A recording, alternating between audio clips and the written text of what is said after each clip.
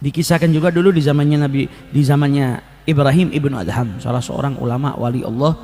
Beliau pernah didatengin ketika melewatin pasar, ditanyain sama orang-orang yang di pasar, wahai Syekh, wahai Ibrahim, kenapa doa-doa kita ini tidak cepat diijabahi sama Allah Subhanahu wa taala?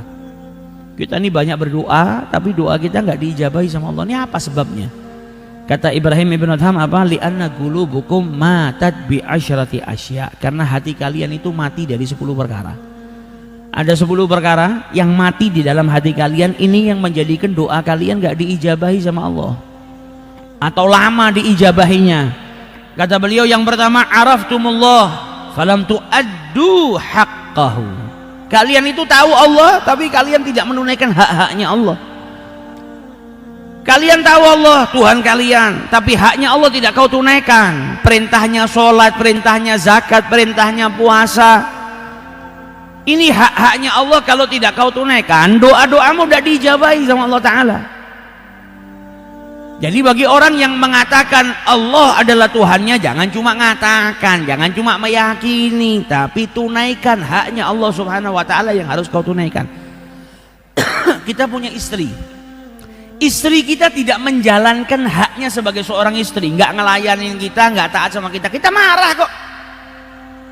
Kita punya pembantu, ada aturannya, pembantu ya harus begini, harus begini. Nggak, pembantu kita nggak mau kerja, disuruh kerja nih, rumah kok kotor nggak disapu, malas saya nggak mau nyapu, marah kita. Karena apa? Pembantu tadi kita gaji tapi tidak menunaikan haknya.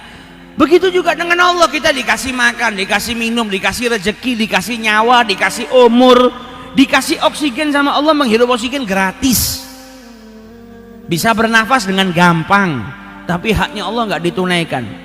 Gitu minta doanya mustajab, tapi ngelakukan haknya Allah nggak pernah ditunaikan. Nah, ini susah.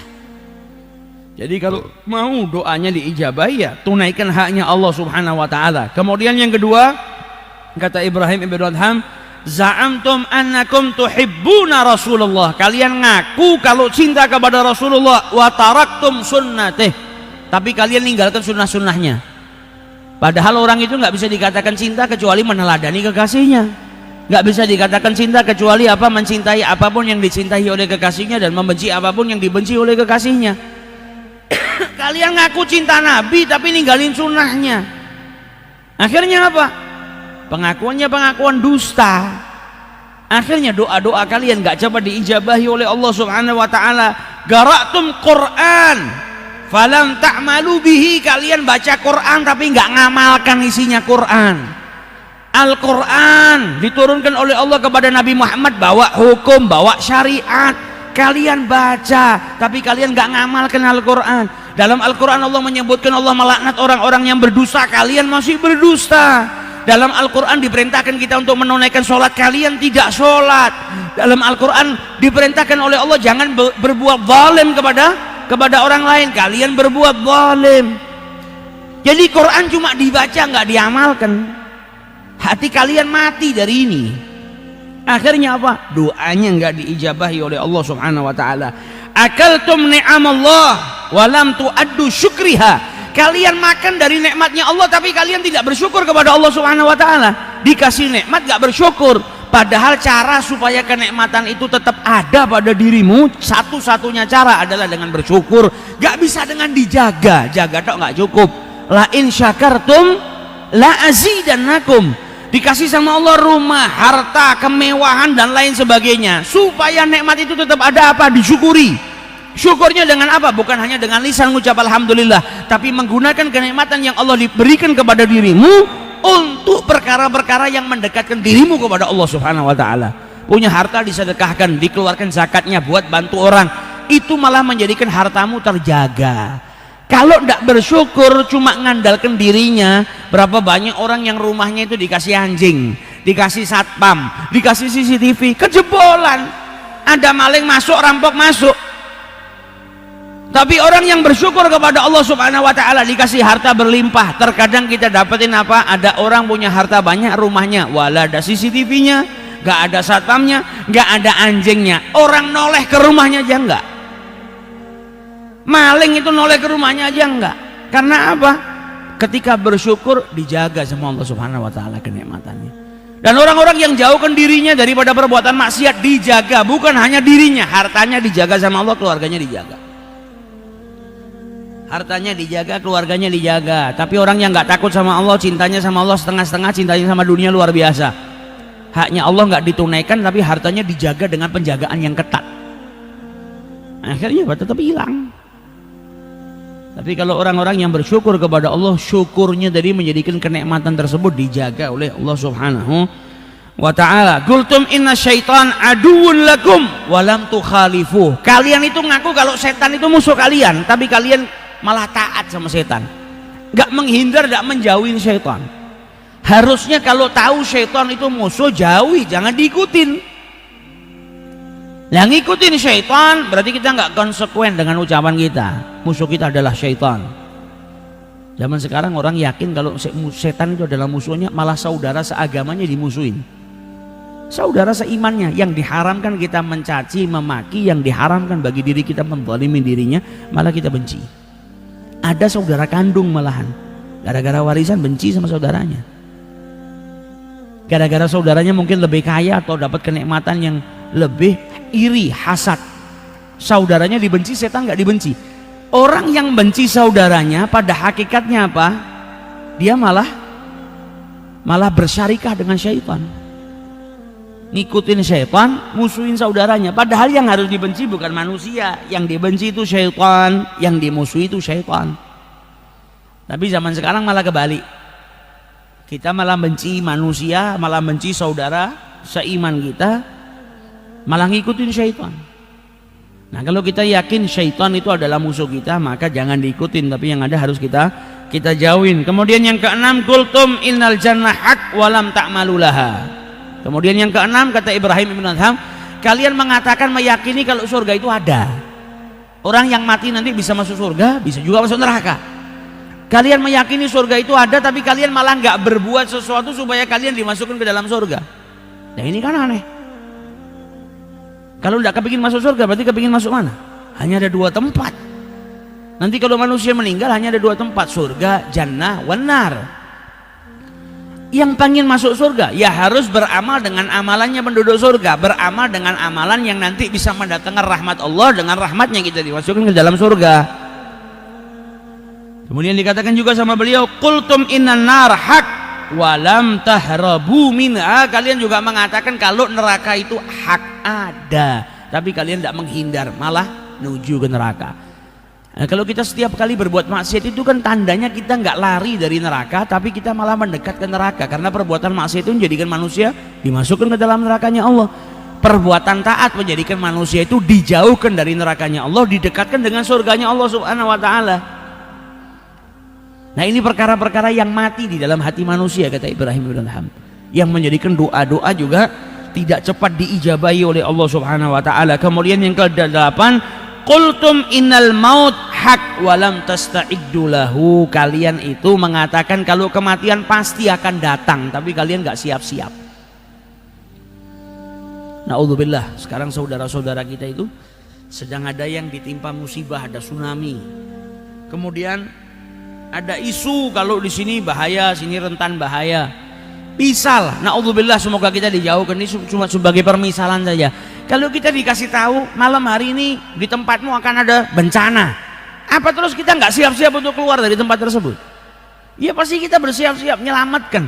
Wong kita dikabarin daerah Anda nanti banjir, naikkan barang-barang ke atas, bersiap-siap. Kenapa kok barang diangkatin semua? Siap-siap kalau banjir datang. Paling tidak harta kita sudah selamat dan kita juga sudah menyelamatkan diri.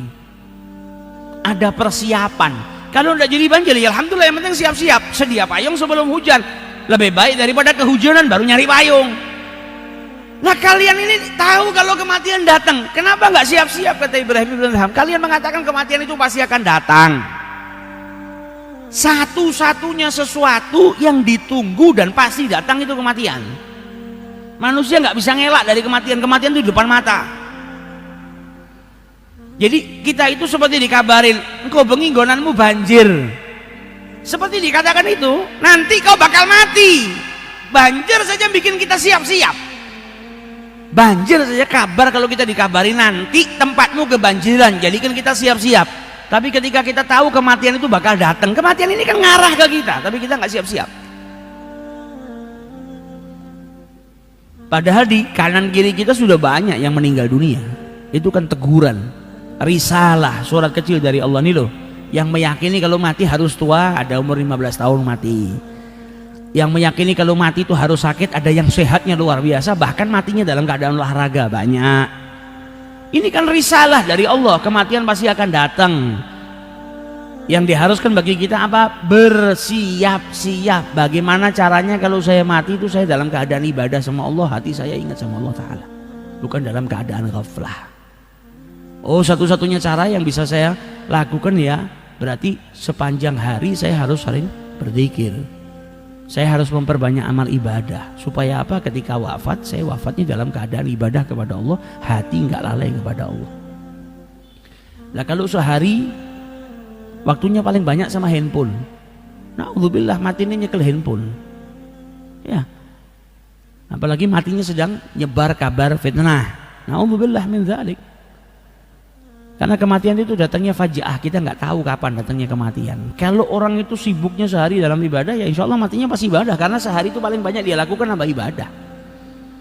Tapi kalau buang-buang waktu, ya akhirnya wafatnya dalam keadaan dia sedang membuang-buang waktu, nyanyiakan waktu, dalam keadaan tidak ingat sama Allah Subhanahu Wa Taala.